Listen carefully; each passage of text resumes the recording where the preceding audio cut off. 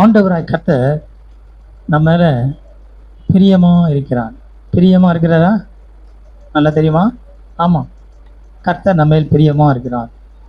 அதாவது மனிதர்கள், தாய் தகப்பன், கணவன் மனைவி, உறவினர், நண்பர்கள், இவங்களாம் கூட பிரியமா இருக்கலாம். ஆனால் நம்முடைய தேவனாய் கர்த்தரை போல பிரியமா இந்த உலகத்தில் யாருமே இருக்க முடியாது. அவரை போல பிரியமா இருக்க முடியாது, இல்லையா? இது பழைய உடன்படிக்கை புத்தகத்தில் நாம் பார்க்கும் பொழுது ஒரு பிரியமான ஒரு நிலை இருந்துச்சு. அதே நேரத்தில் புது உடன்படிக்கையின் புத்தகத்தில் அவருடைய பிரியம் எப்படிப்பட்டதாக இருந்தது, இப்போ அதை தான் நம்ம பார்க்க போகிறோம். அங்கு பிரியமாக இருந்த மாதிரி இங்கே இருக்கிறாரா, அல்லது அதை விட மேலான பிரியம் நம்ம மேல் வைத்திருக்கிறாரா கிறிஸ்துவின் மூலமாக? அதுதான் நான் பார்க்க போகிறோம். ஒரு வசனம் வாசிக்கலாம். என்னாகமும் 14ஆம் அதிகாரம் 8ஆம் வசனம். என்னாகமும் 14:8. கர்த்தர் நம்மேல் பிரியமாய் இருந்தால் அந்த தேசத்திலே நம்மை கொண்டு போய் பாலும் தேனும் ஓடுகிற அந்த தேசத்தை நமக்கு கொடுப்பார். இந்த வசனத்தை வாசித்த உடனே எனக்கு என்ன மனசுல வந்துச்சுன்னா, அப்படின்னா பிரியமா இல்லை என்றால் என்னது? பிரியமா இருந்தால் கொடுப்பார். அப்போ ஆப்போசிட்டு, பிரியமா இல்லை என்றால் கொடுக்க மாட்டார். இது வாசித்த போது எனக்கு கொஞ்சம் கஷ்டமாக தான் இருந்தது. ஆனால் அது உண்மை. இஸ்ரவேல் ஜனங்களுக்கு ஆண்டவராய் கர்த்தர் சொல்றாரு, அவர் பிரியமா இருந்தா கொடுப்பாரு, அப்படி இல்லைன்னா நமக்கு கொடுக்க மாட்டார். இப்போ இவர் மேல அவர் பிரியமா இருக்கிறாரா இல்லையா? கர்த்தர் அவர் மேல் பிரியமா இருந்தாரா இல்லையா? பிரியமா இருந்தார். ஆனா எல்லார் மேலும் பிரியமா இல்லை அப்படின்னு பவுல் சொல்றார். அவர் எல்லார் மேலையும் பிரியமா இல்லை. ஏன் எல்லார் மேலும் பிரியமா இல்லை? ஏன் எல்லார் மேலும் பிரியமா இல்லை? அவர்கள் தேவனுக்கு கீழ்ப்படியவில்லை. கீழ்ப்படியாத ஆட்கள் மேல தேவன் பிரியமா இருந்தாரா அப்படின்னா இல்லை. அவருடைய பிரமாணத்திற்கு, அவருடைய கற்பனைகளுக்கு, அவருடைய கட்டளைகளுக்கு அவர்கள் கீழ்ப்படியாததினாலே அவர்கள் மேல் அவர் பிரியமா இல்லை. அப்ப யார் மேல பிரியமா இருந்தார் அப்படின்னா, அவர் சொல்றதை கேட்கறவங்க மேல பிரியமா இருந்தார். பிரியமா இருந்தபடினால் அவர்களை கானானுக்குள்ளே பிரவேசிக்க வைத்தார். பாலும் தேனும் ஓடுற தேசம், செழிப்பான தேசம், தேவனுடைய பாதுகாப்பான தேசம், கர்த்தர் கொடுத்த வாக்குத்தத்த பூமி. அவங்க மகிழ்ச்சியோடு கூட அங்கே இருக்கும்படி தேவன் செய்ய விரும்பினார். பழைய உடன்படிக்கை புத்தகத்திலே நாம் பார்க்கும்பொழுது ஒரு நிபந்தனை காணப்பட்டுச்சு. அவர் பிரியமா இருக்கணும் அப்படின்னா நிபந்தனை இருக்குது. இப்போ நீங்க உங்களுடைய குடும்பத்தில் உங்களுடைய பிள்ளைகளிடத்துல நிபந்தனை வைக்கிறீங்களா? நிபந்தனை வைக்கிறீங்களா? ஒரு நிபந்தனை கிடையாது. எப்படி வேணா இருக்கலாம், நான் எப்போதும் அப்படியே தான் இருப்பேன். இருப்பீங்களா? இருக்க மாட்டோம். ஒரு நிபந்தனை வைக்கிறோம். பைபிள் வாசிக்கணும், ஜெபம் பண்ணணும், படிக்கணும், இல்லை நேரத்தோடு எல்லாவற்றையும் செய்ய வேண்டும், அதை வைக்கிறோம். நீ ஃபஸ்ட் ரேங்க் எடுத்துச்சுன்னா உனக்கு நான் இதை வாங்கி கொடுக்குறேன், அதை வாங்கி கொடுக்குறேன் அப்படின்னு என்ன செய்வோம்? ஏமாற்றி ஃபஸ்ட் ரேங்க் எடுக்க வைக்கிறதுக்கு முயற்சி பண்ணுவோம். எடுப்பாங்களா? சில பிள்ளைங்க எடுக்கிறான். நீ சொன்னான்னா சொல்ல போனான்னா, வாங்கி கொடுத்தான்னா வாங்கி கொடுக்க போனான்னா, அதெல்லாம் நான் எடுக்கிறேன். சில பிள்ளைங்க அதை சொன்னால் வாங்கி கொடுத்தா கன்ஃபார்ம் பண்ணின்னு படிப்பாங்க. இல்லைன்னா இல்லை. அப்படின்னா ஒரு நிபந்தனை எல்லாமே. இது ஒரு சின்ன உதாரணம் சொல்கிறேன்.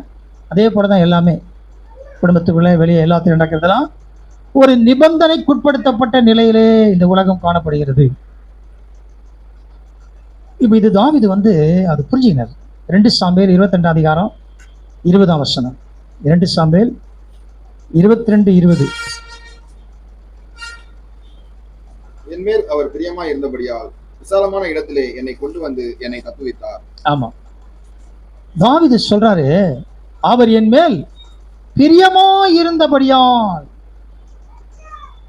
தாவீது மேல ஆண்டவருக்கு பிரியம் இருந்துச்சு. அதனால என்ன செய்தாரு? தப்புவித்தார்.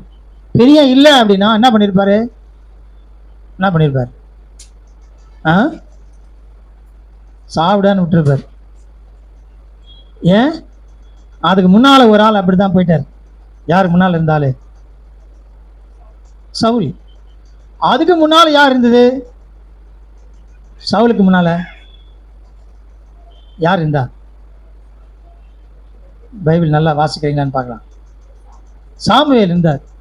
அதுக்கு முன்னால யார் இருந்தது? யார் இருந்தா? நான் இல்லை, ஏலி இருந்தார். ஏலியுடைய வாழ்க்கையில அவங்க பிள்ளைகள் மேல் அவர் என்ன செய்யல? பிரியமா இல்லை. இதை யார் பார்க்கிறான்னா சாமுவேல் பார்க்கிறார். சாமுவேல் தேவனுக்கு பிரியமாய் நடந்து கொண்டார். ஆண்டவருக்கு பிரியமா நடந்ததுனால ஆண்டவர் அவர் என்ன செய்தார்? தானிலிருந்து பெயர் சபா வரைக்கும் ஒரு தீர்க்கதரிசியாய் உயர்த்தினார். இந்த சாமுவேல் ராமாலிருந்து வருஷம் முழுமையும் சுற்றுற 14 ஊழிய ஸ்தலங்களை நியமித்து அந்த இடங்கள்லாம் போய் ஊழியம் செய்து கொண்டு வருகிறார். 14 இடம், அதிகபட்சம் 8 மைல் தூரம் நடந்து போறாரா கழுதையில போனாரா தெரியல, கழுதை தான் போயிருப்பார். ஆனால் உங்கள் கழுதை ஒன்று கூட நான் வாங்கலைன்னார். உங்கள் கழுதையை என்ன செய்யலை? வாங்கிக்கல, அநியாயம் செய்யலை அப்படின்னு சொல்கிறாரு. அப்போ கழுதை வச்சிருந்தாரா என்னன்னு தெரியல. அவர் வசதியான வாழ்க்கையையும் வாழ்ந்த மாதிரியும் தெரியல. ஒரு வேளை யாருன்னா கொடுத்துருப்பாங்க, நடந்து போகிறாரு கொஞ்சம் உதவி செய்யலாம் அப்படின்னு இருந்திருப்பான்னு நினைக்கிறேன். சரி, இப்போ இங்கே அவர்கள் மேல் அவர் பிரியமா இல்லை, சாமுவேல் மேல் பிரியமா இருந்தார். ஏன் அப்படின்னா சாமுவேல் தேவனிடத்தில் பிரியமா இருந்தார். சாமுவேலை அதிகமாய் ஆலோசனை சொல்லி வளர்த்தது தேவன் தான். தேவனுடைய நேரடியான ஆலோசனை கீழ் இருக்கிறார். அந்த ஆசீர்வாத கூடாரத்துக்குள்ள யார் இருக்கிறா? ஏலி இருக்கிறார். அப்புறம் சுற்றி யார் இருக்கிறா? மோசமான பாவம். அவங்க 2 பிள்ளைங்களும் துன்மார்க்கமாக இருக்கிறாங்க. இப்போ அவங்கள பற்றி அவர் பார்க்குறாரு. ஒரு பக்கம் அவருக்கு வேதனையாக தான் இருக்குது. என்னடா இந்த மாதிரி பண்ணியிருக்கிறாங்களே இவனுங்க. ஒரு பக்கம் வேதனை, ஒரு பக்கம் என்ன செய்து புரியல, ஒன்றும் செய்ய முடியாது. அந்த சூழ்நிலையில் வளர்றார். ஆனால் கர்த்தருக்கு பிரியமாய் எது ஆண்டவருக்கு பிரியன்றதை புரிந்து கொண்டார். இதெல்லாம் பார்க்கும்போது புரிந்து கொண்டு வளர்ந்ததுனால அவர் தேவனுக்கு பிரியமாய் காணப்பட்டார். அந்த வழியில் அப்படியே வரும்பொழுது தாவீது அதை புரிந்து கொண்டார். சாமுவேல் புரிஞ்சது போல. ஆனால் சவுல் புரிந்து கொள்ளாம விட்டார். சவுல் என்ன செய்யல? புரிந்து கொள்ளவில்லை. கர்த்தர் ஜனங்க தொந்தரவுனால சவுலை ஏற்படுத்தினார். ரொம்ப தொந்தரவு பண்ணுறாங்க. ஆண்டவருக்கு அது பிரியமா அப்படின்னா பிரியமா இல்லை. சவுலை ராஜாவாய் ஆக்குவது தேவனுக்கு பிரியமானா இல்லை. ஏன் பிரியம் இல்லைன்னா என்னை தள்ளிவிட்டார்கள்னு சொல்றார். அவரை தள்ள ஜனங்க மேல அவர் எப்படி பிரியமா இருப்பாரா? இருக்க மாட்டார். ஆனால் அவர் சொல்றாரு, ஒரு ராஜாவை நீங்க கேட்குறீங்க கொடுக்குறேன், ஆனால் அவன் என்னென்னலாம் செய்ய வேண்டியது சொல்றேன். சவுல் வந்தாரு, அடுத்தது தாவீது வந்தாரு, அடுத்தது சாலமோன் வந்தாரு, அடுத்தது ரெகபயாம் வந்தார். ரெகபயாம் காலத்துல ஜனங்க என்ன ஆயிட்டாங்க அப்படின்னா ராஜா எங்களுக்கு வேணான்ற நிலைக்கு வந்துட்டாங்க. கொடுமையா இருக்குது. இந்த சாலமோன் எங்களை பயங்கரமா கொடுமைப்படுத்தினான். இந்த ரெகபயாம் மட்டும் போய் கேட்டு கொஞ்சம் குறையா வரியலாம், கொஞ்சம் நல்லா சாப்பிட்றதுக்கு உதவி செய், கொஞ்சம் நாங்கள் இடம் வாங்கி ஒரு வீடு வாங்கி இஎம்ஐ கட்டுறதுக்கு கொஞ்சம் உதவி செய் அப்படின்னா அவன் பாட்டு வரி மேல வரி போட்டுனே இருக்கிறான். அந்த நிலைக்கு எரேபியாவுடைய ஆட்சி பாரத்தில் மோசமான நிலைக்கு ஜனங்க தள்ளப்பட்டாங்க. அந்த நிலைக்கு வந்த பிறகு எங்களுக்கு ராஜா வேணாம். இப்போ யாரெல்லாம் இந்த ஜனங்க யாரை சபிச்சிருப்பாங்க? அவங்களுக்கு முன்னால் இந்த சந்ததியை, ஆட பாவீங்களா நீங்க ராஜா வேணும் ராஜா வேணும்னு கேட்டீங்க. இப்போ எங்க நிலைமை எப்படி இருக்குது? பரிதாபமா இருக்குது. எங்க மிருகஜீவன்லாம் போயிடுது. ராஜா அரண்மனைக்கு வாங்குற சம்பளத்தில் பெரும்பகுதி வரியா போயிடுது, விளைச்சல் எல்லாம் போயிடுது. நாங்கள் என்ன செய்யறோம்? பரிதாபமான நிலையில இருக்கிறோம் அப்படின்னு அவங்க தான் திட்டியிருப்பாங்க. ராஜாவை தேர்ந்தெடுத்த மக்களை திட்டியிருப்பாங்க. இன்னைக்கு அதே நிலைமை தான். இப்போ இங்க இப்படிப்பட்ட சூழ்நிலை தேவன் அவர்கள் மேல் பிரியமா இல்லை. தாவீது சொல்றார், கர்த்தரின் மேல் பிரியமா இருந்தபடினால். பாருங்க, இந்த ராஜாவின் மேல் ஜனங்க பிரியமா இல்லை, ராஜாவின் மேல் தேவனும் பிரியமா இல்லை. இவன் வந்து தொந்தரவுனால இவங்களை வச்சா நான் என்ன பண்றது, ஒன்றும் செய்ய முடியாது. இப்போ உடனே ஆண்டவர் அதை நிறுத்திட்டு இவர் வந்துட்டாரா அப்படின்னா வரல. அவர் விட்டா, இல்லைப்பா நீ கேட்டுதான் நீங்கள் அனுபவிச்சுங்க. அப்புறம் ரெகபியாம் தேசம் ரெண்டாக உடையுது. அதுக்கப்புறம் அடுத்து அவங்க பசங்க அப்படியே வராங்க. அப்படியே வந்து கடைசியாக யோயாக்கு காலம் நினைக்கிறேன், தேசம் ரெண்டு தேசம் பிரிது, ரெண்டுமே காலி. ஒரு பக்கம் 19 ராஜா, ஒரு பக்கம் 20 ராஜா. South side north southern kingdom, northern kingdom ரெண்டாவது பிரிஞ்சு, இந்த பக்கம் 19, அந்த பக்கம் 20 ராஜா இருந்தாங்க. எல்லாம் செத்து போனாங்க, சிறை பிடிக்கப்பட்டாங்க. தேசம் முற்றிலுமாய் அழிந்து போய்விட்டது. எதனால் அப்படின்னா, எதனால்? ராஜாவை கேட்டாங்க. இப்போ தேவன் மேல் பிரியம் இல்லாமல் போயிட்டாங்க. அதான் முக்கியமான காரியம். தேவன் மேல் பிரியமாக இருக்கும் பொழுது தேவன் அவர்கள் மேலே அவர் என்ன செய்கிறாரு, பிரியமாக இருக்கிறார். இப்போ தாவீது புரிஞ்சு சொல்றார், கர்த்தரின் மேல் பிரியமா இருக்கிறார். இது சங்கீதத்திலே சொல்லுகிறார். சங்கீதம் 18:19. சங்கீதம் 18:19.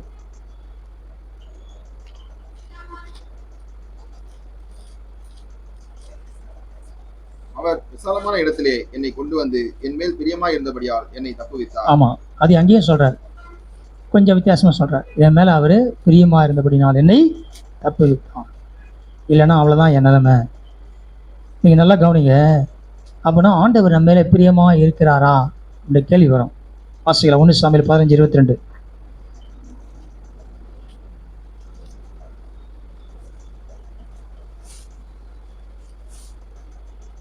அதற்கு சாமுவேல், கர்த்தருடைய சத்தத்திற்கு கீழ்ப்படுகிறதை பார்க்கிலும் சர்வாங்க தகனங்களும் பலிகளும் கர்த்தருக்கு பிரியமா இருக்குமோ? பலியை பார்க்கிலும் கீழ்ப்படிதலும் ஆட்டுக்கடாக்கள் இடத்தை பார்க்கலும் செவி கொடுத்தலும் உத்தமம். கர்த்தருக்கு பிரியமானது என்ன என்பதை சவுலுக்கு தெரியல. கர்த்தருக்கு எது பிரியம் என்ற புரிந்து கொள்ளுதல் சவுலுக்கு இல்லை. ஏன்? அவருக்கு பிரியமாய் வாழ்ந்தார். கர்த்தருக்கு பிரியமாய் வாழ்ந்தால்தான் கர்த்தருக்கு பிரியமானது என்னன்னு தெரியும். இப்ப கர்த்தருக்கு நான் எப்படி பிரியமாய் வாழ வேண்டும் அப்படின்னா, பிரமாணத்தை எடு, தோராவை எடு, கட்டளைகள் கற்பனைகளை எடு. அதை அவர் வாசிக்கும் போது மாத்திரமே கர்த்தருக்கு என்ன பிரியம் என்பது தெரியும். இவர் ராஜாவான உடனே 2 வருஷம் கழிச்சு கொண்டாடினாரு, அதோட திண்டாடினாரு. அப்புறம் என்ன செஞ்சிட்டாருன்னா, அவர் விருப்பக்கா எனக்கு என்ன பிரியம், இஷ்டத்துக்கு ஓடுற, தலைக்கால் புரியல. இங்க சாமுவேல் தெளிவா சொல்றாரு, கர்த்தருக்கு பிரியமானதை புரிஞ்சுக்கின்றார். இப்போ நாம் வந்து இது கர்த்தருக்கு பிரியம், அது கர்த்தருக்கு பிரியம், அதெல்லாம் அவர் விரும்பல. எது கர்த்தருக்கு பிரியம் என்பதை நாம் புரிந்து கொள்ள வேண்டும். ஆண்டவருக்கு பலி செலுத்திட்டா சந்தோஷம்தான். டிமாண்ட் வைப்போம், ஆண்டவரே எனக்கு நல்ல வேலை கிடைச்சா என்ன பண்ணுவேன், தசம்பாங்க கொடுக்குறேன், இவ்வளோ காணிக்க கொடுக்குறேன், இதில் பாஸ் ஆகிட்டா உங்களுக்கு ஒரு 50 ரூபா கொடுக்குறேன். 50 ரூபாய்க்கு உட்காந்துக்கிறேன் ஆண்டவர். பாஸ் ஆகிட்டா இது செய்கிறேன், அதை செய்கிறேன். சில பேர் வந்து எப்படி வேண்டிப்பாங்க, மொட்டை போட்டுக்கிறேன், இதை வச்சு என்ன பண்ண முடியும், மொட்டை. இது என்னன்னா ஆண்டவரை மொட்டை அடிக்கிறேன்னு நினச்சிக்கிறது. அவர் எப்படி மொட்டை அடிக்கிறேன் இல்லை, இது சுகமாயிட்டா என்ன செய்கிறேன், இது ஈஸி இல்லை, மொட்டை அடிச்சு இது ஈஸி, கையை காலை கொடுக்க முடியும். நம்ம ஆளு ரொம்ப டெக்னிக்காக இருக்கிறாங்க. இப்படி நிறைய இருக்குது, அங்கே தானே வந்துக்கிறோம். இப்படிலாம் இருக்கும்போது இவர் வந்து இந்த தாவீது, இந்த சாமுவேல் சொல்ற சவுல்கிட்ட, நீ வந்து கீழ்ப்படினோம். எது கீழ்ப்படினா, கர்த்தருடைய சத்தத்திற்கு கீழ்ப்படிதை பார்க்கிறோம் அப்படின்னா சவுல்கிட்ட என்ன இல்லை, கீழ்ப்படிதல் இல்லை, கீழ்ப்படிதல் இல்லை. இப்போ நம்ம கீழ்ப்படியலைன்னா ஆண்டவர் நம்மளை நேசிப்பாரா? நேசிக்க மாட்டாரா? நேசிக்க மாட்டாரா? என்ன அமைதியாகிறீங்க? நம்ம கீழ்ப்படியலைன்னா ஆண்டவர் நேசிக்க மாட்டாரா? ஆமா. 1 கொரிந்தியர் 10:5 வாசிங்க. 1 கொரிந்தியர் 10:5.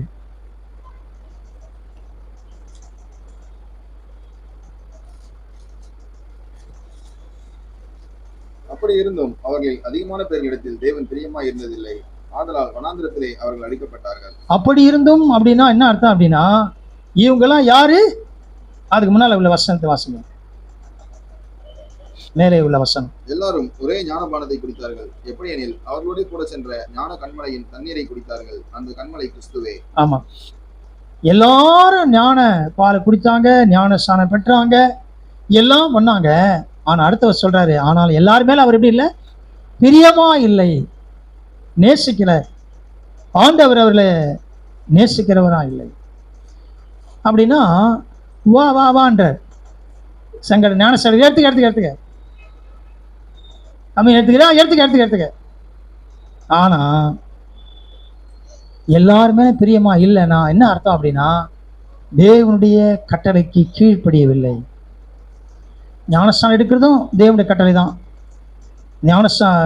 இது திரும்ப எடுக்க எல்லாம் கரெக்ட் தான், கீழ்ப்படிது நல்ல விஷயம்தான். ஆனால் எப்படி கீழ்ப்படுகிறேன்? ஞானஸ்தானம் எதற்காக கீழ்ப்படிந்து எடுக்கிறேன்? என்ன பண்ணுறது? கல்யாணம் பண்ண முடியாது. ஆன்சர் எடுக்கலன்னா இதை யார் கொண்டாந்தான்னு தெரியும். சட்டத்தை, இந்த சட்டத்தை யார் எடுத்துன்னு வந்தாங்க அவங்கள பார்க்கணும். நம்ம பைபிள் இல்லாத சட்டம், ஞானஸ்தானம் எடுத்து தான் கல்யாணம் பண்ணணும், பைபிளில் போட்டுதானே? போட்டுக்கல. யாரோ இதை என்ன பண்ணுறாங்க, சொல்லி வச்சுக்கிறாங்க. அது வழி வழியாக வந்துருக்கு. ஏன் அப்படியே கல்யாணம் பண்ண நடக்காத குடும்பம்? நடக்காதா? நடக்குது. ஞானஸ்தானம் எடுத்துக்கணும். அவன் நஞ்ச பாவியாக இருக்கிறான், காஞ்ச பாவியாக இருந்தவன் நஞ்ச பாவியாக இருக்கான். ஆள் தான் அதே பாவி தான் நஞ்சு இருக்கிறான். அப்படி எடுத்த ஆள் யாரும் சபைக்கு வருது கிடையாது. ஒழுங்கா இருக்கிறான்னா ஒழுங்கா இல்லை, குடும்பத்தையாவது கவனிக்கிறானா அப்படின்னா அதுவும் கஷ்டம்தான்.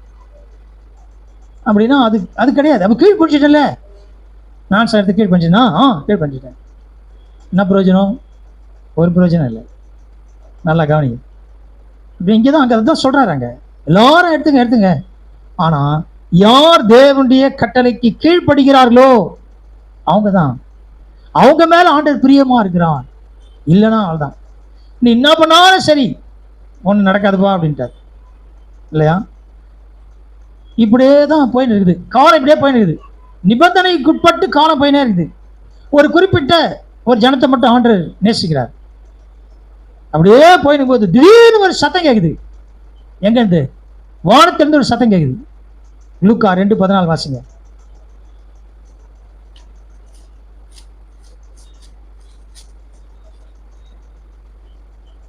உன்னதத்தில் இருக்கிற தேவனுக்கு மகிமையும் பூமியிலே சமாதானமும் மனுஷர் மேல் பிரியமும் உண்டாவதாக என்று சொல்லி தேவனை துதித்தார்கள். ஆமே. என்ன சத்தம் கேட்டுச்சிங்க? என்ன சத்தம்? மனுஷர் மேல் பிரியம் உண்டாவதாக. இங்க எதனா நிபந்தனை இருக்குதா? இந்த மனுஷன்லாம் யாரு? மனுஷன்லாம் யாரு? யாரு? நம்ம தான். அது உள்ள எல்லாம் இருக்கிறாங்க. எல்லாம் இருக்கிறாங்களா? யாரெல்லாம் இருக்கிறா? யாரெல்லாம் இருக்கிறா? உலகத்தில் இருக்கிற அத்தனை பாவியும் உள்ள இருக்கிறான். உலகத்தில் இருக்கிற அத்தனை பாவியும் உள்ள இருக்கிறான் இல்லையா? அவங்களுக்கு பரலோகத்திலிருந்து ஒரு செய்தி வருது, உங்க மேல ஆண்டவர் பிரியமா இருக்கிறாரு. ஆனா பழைய உடன்படிக்கையின் புத்தகத்துல அவர் யார் மேல பிரியமா இருந்தார்னா, யார் கீழ்ப்படுதான் மேல பிரியமா. ஆனா இங்க ஒரு சத்தம் கேக்குது, மனுஷர் மேல் பிரியம் உண்டாவதாக. இப்ப எல்லாருக்கும் எப்படி இருக்கும்? நாடா இது, இவன் இந்த மாதிரி செய்யறான், அவன் அப்படி செய்யறான், அவன் தண்ணி அடிக்கிறான், இவன் அதை பண்றான், அதை பண்றான், எல்லாரும் பேசிக்கிறான். அது எப்படி பிரியமா இருப்பாரு? ஒன்னும் புரியல. புரிஞ்சுதா? அதுனா புரியுதா? அதுனா ஒன்னும் புரியல, புரியாத யோசிச்சுக்கிறாங்க. ஆனா ஒரு நாள் புரிஞ்சிச்சு, ஒரு நாள் புரிகிறது. இயேசு கிறிஸ்து பிறந்தார் இல்ல, அவர் எல்லாரையும் நேசிக்கிறார். யோவான் எழுதின சுவிசேஷம் 1ஆம் அதிகாரம் 1ஆம் அதிகாரம்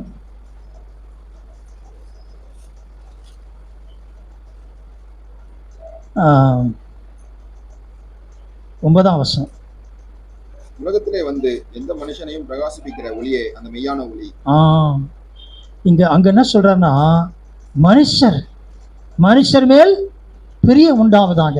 இங்க என்ன சொல்றாரு? எந்த மனுஷனையும் பிரகாசிப்பிக்கிற ஒளியே அந்த மெய்யான ஒளி இல்லையா? அப்படின்னா இப்ப எந்த மனுஷன்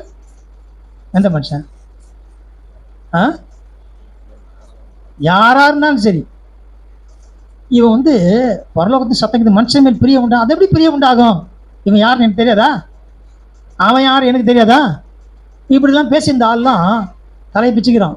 அது எப்படி ஆண்டவர் பிரியமா இருப்பாரு எனக்கு தெரியாதா, தாவீது மேலே ஏன் பிரியமா, அந்த சவுல் மேலே பிரியமா இல்லை, இந்த கதையெல்லாம் பேசுகிறாங்க. ஒன்றும் புரியல. ஆனா இப்ப கிறிஸ்து வெளிப்பட்டார், வெளிச்சமாய் ஒளியாய் வெளிப்பட்டார். எந்த மனுஷனும் இல்லை அப்படின்னா பேசினாங்களே, அந்த ஆளெல்லாம் ஒன்றா சேர்த்துட்டார். எந்த மனுஷனையும் பிரகாசிப்பிக்கிற ஒளியே அந்த மெய்யான ஒளி. ஏன் பிரகாசிக்கிறான்னா இருளில் இருக்கிறான். இருளில் இருக்கிற ஜனங்கள் பெரிய வெளிச்சத்தை கண்டார்கள் இல்லையா. 14ஆம் வசனம். அந்த வார்த்தை மாம்சமாகி கிருபையினாலும் சத்தியத்தினாலும் நிறைந்தவராய் நமக்குள்ளே வாசம் பண்ணினார். அவருடைய மகிமையை கண்டோம். அது பிதாவுக்கு ஒரே பேரானவருடைய மகிமைக்கு ஏற்ற மகிமையாகவே இருந்தது. ஆமா, அவருடைய மகிமையை பார்க்க, அந்த வெளிச்சம் இல்லையா. அவர் மாம்சமானார், ஆண்டவராய் இயேசு கிறிஸ்து மாம்சமானார். இங்க வந்து அப்படியே அந்த அவர் கிறிஸ்து பிறந்தார், ஊழியத்துக்கு வரார், 30 வயசுல ஞானஸ்தானம் எடுக்க வரார். இப்போ அதுக்கு முன்னால வந்து அவரை பிரதிஷ்டை பண்ணல. இந்த சபாத் அது நாள் வந்து சபாத் டே, ஓய்வு நாள். அந்த நாளில் தான் அவர் பிறந்தார், அந்த நாள் தான் அவருக்கு வந்து பிரதிஷ்டை பண்ணுறான். இப்போ சிமியோன் வந்து இவரை தூக்குறார், ஒரு பெரிய ஜபம் பண்ணிட்டு அவரை தூக்கி என்ன மேலே தூக்கி பிடிக்கிறார். ஏன் மேலே தூக்கி பிடிக்கிறார் அவரை எல்லாருக்கும் தெரிஞ்சுனா, அங்கே ஒரு சம்பவம் நடக்குது. என்ன சம்பவம் நடக்குதுன்னா, அந்த நாளிலே இந்த எல்லார் கையிலும் இந்த தோறாங்க, ராஜா கையில் தான் இருக்கும், அப்புறம் ஆசாரியர்கள் ஒரு முக்கியமான இருக்கும். கொஞ்சம் வசதியான ஆள் பணக்காரன் என்ன செய்வானா, தோரா எழுதுறாங்க இல்லையா, அதுக்குன்னு தனியாக ஒரு பிரிவு இருக்குது, சீனியர்ஸ். அவங்ககிட்ட போய் கொஞ்சம் எனக்கு எழுதி கொடுங்க அப்படின்னு போய் கேட்பான். காசு கொடுக்கணும், சும்மா கிடையாது. அப்புறம் அவங்க எழுதி கொடுத்த பிறகு அதை வாங்கிட்டு வருவான். வாங்கிட்டு வந்த பிறகு இந்த சபாத் டே இருக்குது இல்லையா, அன்னைக்கு வந்து என்ன செய்வேன், தோராவை வாசிப்பாங்க, நாளெல்லாம் வாசிப்பாங்க. வாசிக்கும் போது அவனுக்கு தெரியும் இன்னைக்கு வாசிப்பாங்கன்னு. அவன் அந்த எழுதி கொடுத்த தோராவை தூக்கின்னு ஓடியாருவான். ஓடி வந்து உட்கார்ந்து ஒவ்வொரு வசனமா இங்கே பார்த்துனே இருப்பான், சொல்ல சொல்ல சொல்ல பார்த்துனே இருப்பான். பார்த்து முடிச்ச பிறகு கரெக்டாக எழுதி கொடுத்துக்கிறாரு. இந்த தோராவை தூக்கி தலைக்கு மேலே வச்சுன்னு ஆடுவாங்க, ஒரே சந்தோஷத்தை ஆடுவாங்க. ஆடின்னு இருக்கும்போது இவர் என்ன செய்யறாருன்னா தோராவை தூக்கி பிடிக்கிறார். சிமியோன், இதான்டா தோரா, இதான் தேவனுடைய வார்த்தை. தேவனுடைய வார்த்தை இங்க எப்படி ஆகுது, மாம்சமாய் வெளிப்படுத்தப்பட்டிருக்கிறது. இப்ப உங்களுக்குள்ளே, மனுஷனுக்குள்ளே இது வரப்போகுது, இருளான இருக்கிறவர்களுக்குள்ளே வரப்போகிறது, எல்லாருக்குள்ளேயும் வெளிப்பட போகிறது என்று சொல்லி அங்க என்ன செய்யற சிமியோன் தூக்கி பிடிச்சார். எல்லாம் தோரா பிடிச்சிருக்கிறான். இவர் என்ன சொல்ற, இதான் தேவனுடைய வார்த்தை, அது மாம்சமாக இருக்கிறது. இவர் நடக்கிறார், எல்லாரும் சந்திக்கிறார். இப்ப யார் மேல இவர் பிரியமா இருக்கிறாரு, யார் மேல, இருளில் இருக்கிற ஜனங்கள் மேல். இப்ப இவங்களாம் யாரு, மோசமான ஆளுங்க, எல்லா பாவிகள் இல்ல, எல்லார் மேலும் அவர் என்ன செய்யறாரு, பிரியமா இருந்து நேசித்து அவங்களோட பேசுறார். இந்த பரிசேயனுக்கும் ஆத்திரமா வருது. ஏன் ஆத்திரம் வருது, ஏன் ஆத்திரம் வருது, பாவியும் கூட போய் உட்கார்ந்து சாப்பிட்றாரு, என் பின்னாலே பண்ணிருப்பான். எதுக்கு நான் போறேன்னா, எதுனா குற்றம் கண்டுபிடிக்கணும், ஒரு குற்றம் கண்டுபிடிக்கணும், குற்றம் சாட்டணும், அதுக்குன்னே பின்னால் போவாங்க. எதனா ஒரு கேள்வி கேட்பாங்க, எதனா தப்பா சொல்ல மாட்டாரா, மாட்டி விடலாம் இல்லை. எனக்கும் அந்த பிரச்சனை இருக்கு இல்லை, எதனா சொல்ல மாட்டாரா, சண்டை போகிறதுக்கு. அங்கேயும் அந்த பிரச்சனை இருந்தது. ஆனால் அந்த சூழ்நிலையிலும் நல்ல பதில் கொடுக்குறாரு.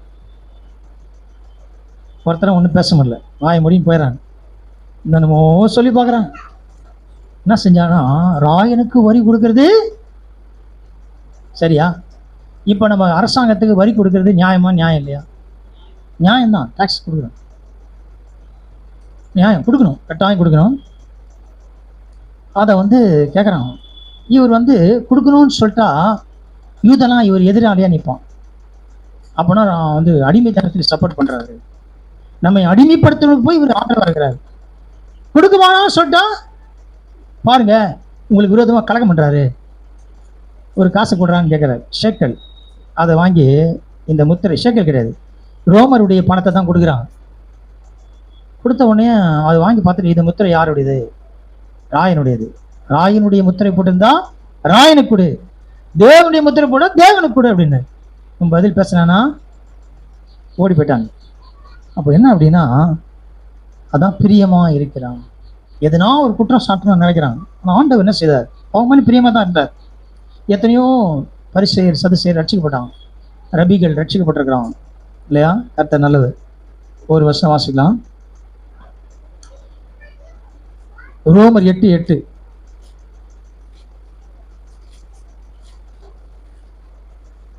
மாம்சத்துக்குட்பட்டவர்கள் தேவனுக்கு பிரியமா இருக்க மாட்டார்கள். அப்ப யார் தேவனுக்கு பிரியமா இருக்க மாட்டார்கள்? தேவனுக்கு கீழ்ப்படிய வேண்டும். தேவனுக்கு பிரியமா இருப்பதன் அடையாளம் என்ன? தேவனுக்கு கீழ்ப்படிய வேண்டும். ஆனா அவருடைய அன்பு எப்படி இருக்குது அப்படின்னா, எல்லாரும் மேலே இருக்குது. எல்லாரும் நேசிக்கிறார், எல்லா பாவிகளும் நேசிக்கிறார், இருளில் இருக்க ஜனம் நேசிக்கிறார். ஆனா இங்க சொல்லும்போது பவுல் என்ன எழுதுறாருன்னா, மாம்சத்துக்குட்பட்டவர்கள் தேவனுக்கு பிரியமா இருக்க மாட்டார்கள். இப்ப ஆண்டவர் அவர் மேல் பிரியமா இருப்பாரா அப்படின்னா, இருப்பாரா? மாம்சத்துக்குட்பட்டவர் மேல் தேவன் பிரியமா இருப்பாரா? இருப்பாரா? இருக்க மாட்டாரா? இருப்பார். அவருக்கு வேற வழியே இல்லை. ஏன்னா பழைய உடன்படிக்கை புத்தகத்துல கற்பனை, சட்டங்கள், கட்டளைகள், அவர் என்ன சொல்றாருன்னா, பல்ல எடுத்தானா பல்ல எடு, ஒரு கண்ணை கண்ணுக்கு பிரச்சனை ஆக்கிட்டானா கண்ணை தோண்டிடு, செவிடு ஆக்கிட்டானா செவிடு ஆக்கி, காலை வெட்டினா காலை வெட்டு, கொலை செய்தா கொலை செய். அது மாதிரி தான் இருந்துச்சு. ஆனா கிறிஸ்து அப்படியே தலைக்கீழ டீச் பண்றார். Love your neighbours. உன்னுடைய பக்கத்து வீட்டுக்கார சுற்றுகளை நேசி, சத்துருக்களை நேசி. Enemy, love your enemy. உன்னை போல் பிறனை நேசி, தேவனை நேசி. தேவனை நேசிக்கிறதுனால கட்டளையோ கற்பனையோ கீழ்ப்படுகிறது எளிதாக ஆகிடும். இப்போ இவர் அதன் அடிப்படையில் தான் இங்கே இருக்குது. மாம்சத்து இவங்க தான் அவருக்கு பிரியமா இல்லையே தவிர அவர் பிரியமா இருக்கிறார். அங்க அப்படி கிடையாது. பிரியமா இருந்தால் பிரியமா இருப்பேன், பிரியமா இல்லைன்னா பிரியமா இருக்க மாட்டேன். இங்க அப்படி இல்லை. ஏன் அப்படின்னா, கிறிஸ்துவின் ரத்தம் பரிந்து பேசி கொண்டிருக்கிறது. இவ்வளோ அநியாயம் பண்றாங்க, இவ்வளோ அக்கிரம் பண்றாங்க, இவ்வளோ அநீதியான காரியம் நடக்குது, துன்மார்க்கமான காரியம். இவ்வளவுக்கு ஆண்டவர் ஏன் பொறுமையா இருக்கிறாரு? அவருடைய பரிசுத்த ரத்தம் தான் பரிந்து பேசுங்க. எப்படியாவது ஒரு வாய்ப்பு கொடுக்கலாம். அப்படி வெளியேறப்பட்ட ரத்தம் என்ன செய்யுதுன்னா தடுத்து கொண்டிருக்கு. இதுவே பழைய உடன்படிக்கை புத்தகமா இருந்தா மண்டையிலே அடிப்பார் ஆண்டவர். வானத்திலிருந்து கல்லை போட்டாராம். என்ன பண்றாரு? கல் போடுறாரு. சுத்தி படையெடுத்து வந்தவனா எங்கந்தரா வருது கல்லுன்னு தெரியல, சட்னி ஆயிட்டான். அங்கேயே ஒருத்தனை கிட்ட வர முடியல. பயங்கரமான காரியம். ஒரே ராத்திரி 1,80,000 பேர் ஒரே ராத்திரி செத்து போயிட்டான். இவங்க போய் சண்டை போட்டு முடியுமானா முடியாது. ஆனால் எப்படி இவங்களுக்கு காயப்படும். இவங்களுக்கு ஒரு காயம் இல்லை, கத்தி எடுக்கல, ஒன்றுமே செய்யலை. அப்படின்னா ஆண்டவர் எவ்வளோ வைராக்கியம் அங்கே இருந்தார். ஆனால் இப்போ அப்படி இல்லை. நாம் அப்படி இருக்கணும். ஜெபம் பண்ணலாமா? ஜெபம் பண்ணலாமா? ஆண்டவரே, அவன் கை கால் உடையணும் ஆண்டவரே, அவன் சாவன ஆண்டவரே, இவன் இப்படி ஆவன ஆண்டவரே. ஜெபம் பண்ணக்கூடாது. ஏன் அப்படின்னா, கிறிஸ்துவின் ரத்தம் முழு உலகத்தில் உள்ள ஜனங்களுக்கு சிந்தப்பட்டது. இவன் ஒரே தொல்லையா இருக்கிறான் ஆண்டவரே சொல்லக்கூடாது. அந்த ரத்தம் என்ன செய்யுதுன்னா பரிந்து பேசி கொண்டிருக்கிறது. அது இரக்கம் பாராட்டுது, நேசிக்கிறது. அதனால எதுவுமே செய்ய முடியாது. இப்போ பாருங்க, மாம்சத்துக்கு உட்பட்டவர்கள் தேவனுக்கு பிரியமா இருக்க மாட்டார்கள். அப்போ ஏன் பிரியமா இல்லை ஆண்டவருக்கு அப்படின்னா, மாம்சத்துக்குரிய கிரியைகள் வந்துச்சு, அதனால ஆண்டவர் பிரியமா இல்லை. இப்போ ஆண்டவர் பிரியமா இருக்கிறார். எப்போ அவர் பிரியமா தாங்க, அவர் அன்புல மாறவே மாட்டார்.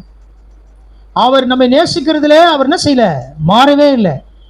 புதிய உடன் புத்தகத்தை சொல்றேன், அங்க அப்படி கிடையாது. இந்நேரத்துக்கு நம்ம தேடி இருப்போமா?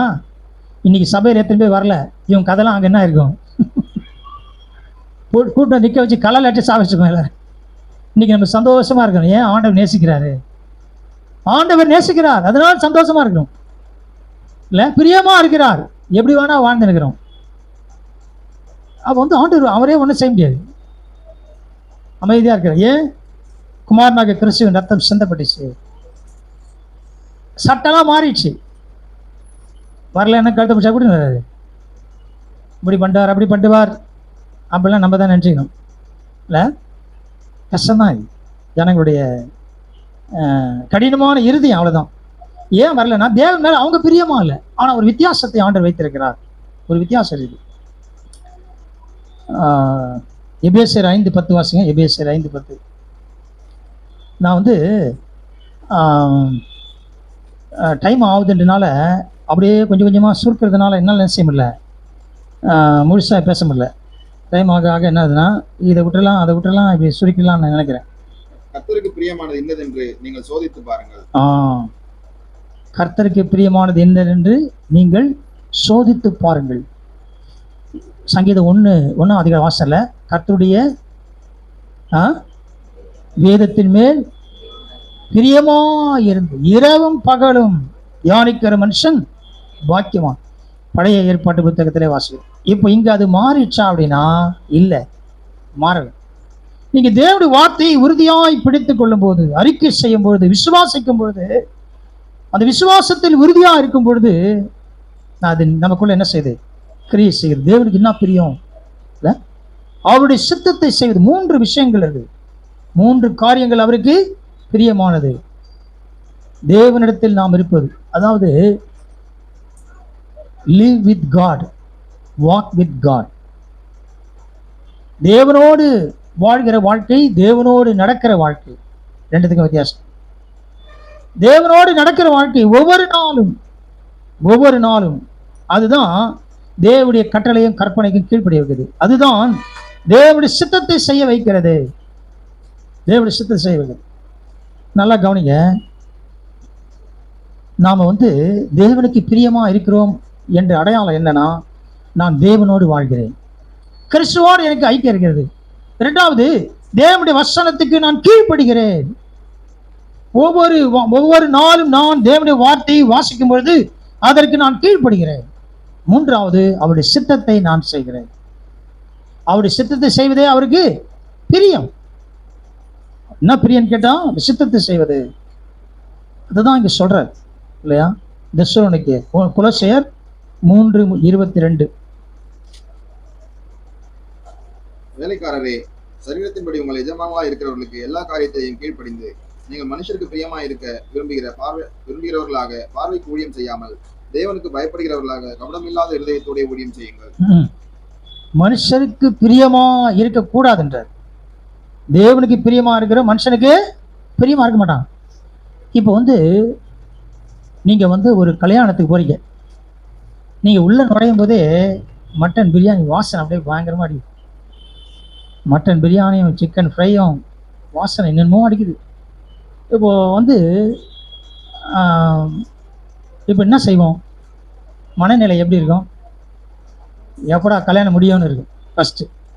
அடுத்தது பந்திக்கு போன உட்காரணும்னு இருக்கும். அடுத்தது எப்போ இவன் எத்தனை வருவான்னு இருக்கும்.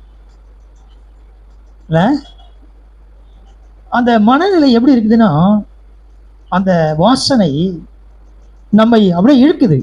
எப்போ கிடைக்கும், சீக்கிரமாக சாப்பிடணும். இப்போ சாப்பாடு போடும்பொழுது முதல்ல என்ன தேடுவோம், சமாதானம் இருக்குதான் தேடுவோம். அப்படியா? பீஸ் இங்கிலீஷில் சொல்கிறீங்க. அந்த பீஸ் வேறு, இந்த பீஸ் வேறு. இல்லை வெறும் சாப்பாடு மட்டும் இருந்தால் போதும், நான் அப்படியே சாப்பிட்டு வந்துடுறேன், நான் அதெல்லாம் தேட மாட்டேன் இருக்குமா? இல்லை, முதல்ல நாம் பீஸை தேடுவோம். பீஸ் இல்லைன்னா பீஸு போயிடும். பக்கத்தில் பார்ப்போம், அவனுக்கு பாரு 4 போட்டுக்கிறான், இந்த பக்கம் பார்ப்போம். அதன் பிறகு சும்மா விட்டுருவோமா, அவனை கூப்பிடுவோம், என்ன போடு 2. நம்மளால் அப்படியே சாப்பிட்டு ஏஞ்சி வர்றதுன்றது கஷ்டம்தான். நீ சாப்பாடேன்னு போனா பரவாயில்ல, என்ன போடு, பீஸ் மட்டும் போட எடுப்பேன், அப்போ தான் நான் பீஸோட போக முடியும். இல்லைன்னா பீஸாக இருக்கு, என்னத்தையா சாப்பாடு போட்டேன் அப்படின்னா. அங்கே பாருங்க, தொடர்ச்சியாய் ஒருவேளை நமக்கு 6 பீஸ் வந்துச்சு வச்சுங்களேன், எப்படி இருக்கும், அவ்வளோதான். நல்லா, அதுவும் மட்டன் பிரியாணி எப்படி இருக்கும், வாசனை டேஸ்ட் வேறு தூக்குது பயங்கரமா. இந்த நேரத்தில் வேற இதெல்லாம் சொல்லினுக்கிறீங்களே. அங்கே பாருங்க, அங்கே அந்த விருப்பத்தை பாருங்க, அரோமா இல்லை அந்த வாசனை அப்படியே சும்மா எடுத்துன்னு போகுது, அடுத்தது போகுது. எதுக்காக சொல்கிறேன் அப்படின்னா, நாம் தேவனிடத்தில் அப்படி இருக்கிறவர்களாக இருக்கு.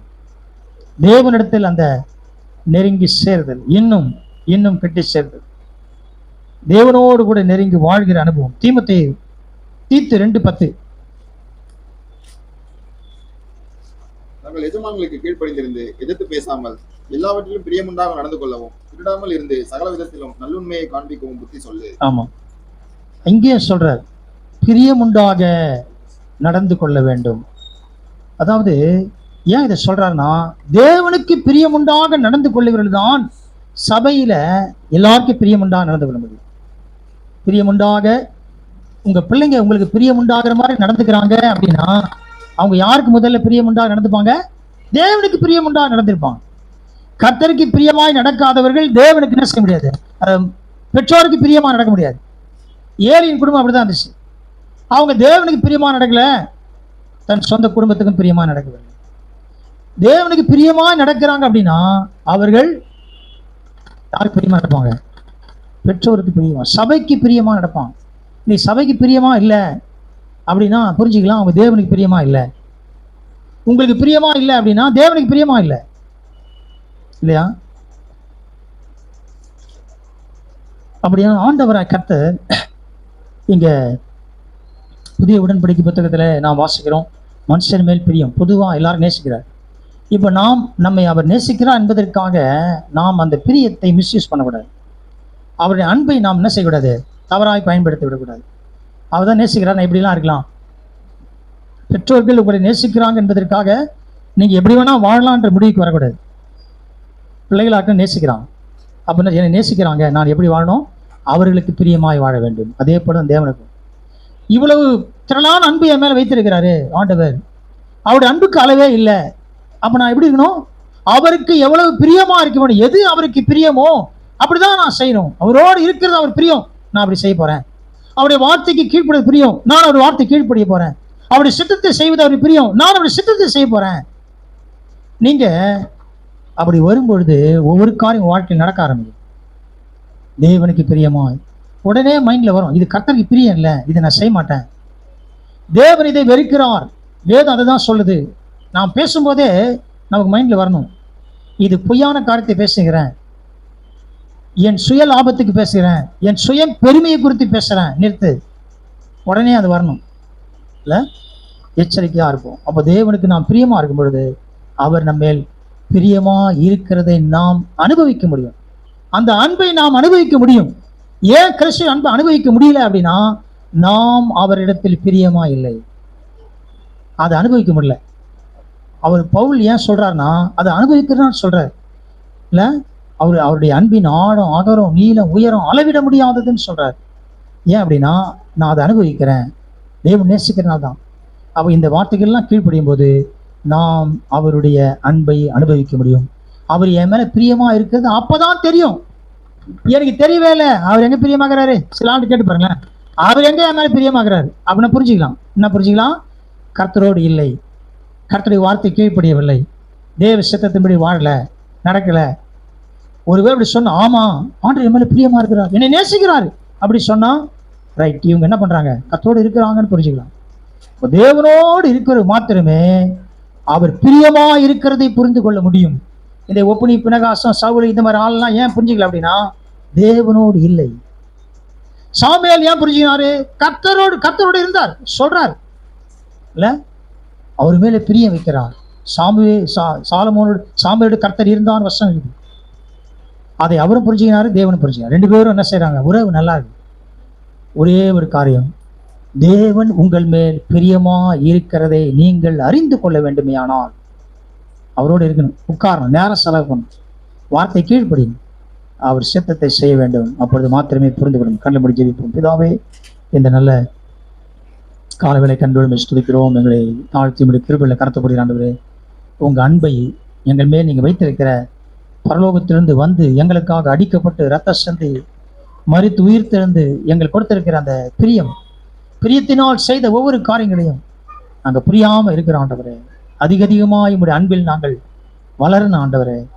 அதுக்கு உங்களோடு இருக்கிற ஆண்டவரே, உங்கள் சித்தத்தை செய்யணும், வார்த்தை கீழ்ப்படின ஆண்டவர். அப்பொழுது மாத்திரமே இந்த திரளான அன்பை, அளவிட முடியாத அன்பை நாங்கள் அனுபவிக்க முடியும். எங்கள் மேல் பிரியமா இருக்கிறேன்னு நாங்கள் சொல்ல முடியும் ஆண்டவரே. நாங்கள் சொல்ல முடியாமல் இருக்கிற ஆண்டவரே, உங்களோடு உள்ள உறவு எங்களுக்கு சரியில்லாமல் சொல்ல முடியாமல் இருக்கிறோம். இந்த நேரத்தை எங்களை அர்ப்பணிக்கிறோம் ஆண்டவரே. இந்த வல்லமை பெரிதாக விளங்க நாமத்தை மயம்படுத்தும்.